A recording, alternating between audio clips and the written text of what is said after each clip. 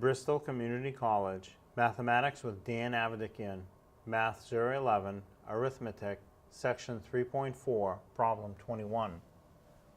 This is Section 3.4, Problem 21. It says, find the circumference of a circle with a diameter of 10 meters. So we have a circle. The diameter, or distance all the way across, is 10 meters. So the circumference, or distance all the way around, is the diameter times pi.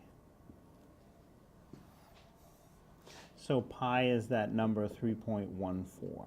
So you would say diameter times pi, 10 pi. So some people will leave the answer like this, and you can put as many places after the decimal for pi as you want. Usually we say 3.14, but it goes on forever. It never stops. So for 3.14, the circumference would be 10 times 3.14. Now, to multiply a number with a decimal times 10 is very easy. The 1, 0, and the 10 is going to pull the decimal point over one spot. So that we can do without really writing out too much. It's 31.4. Now, since this really is an application problem that involves units of measure, which is meters, my answer has to have the right units of measure. So for this, it will be meters.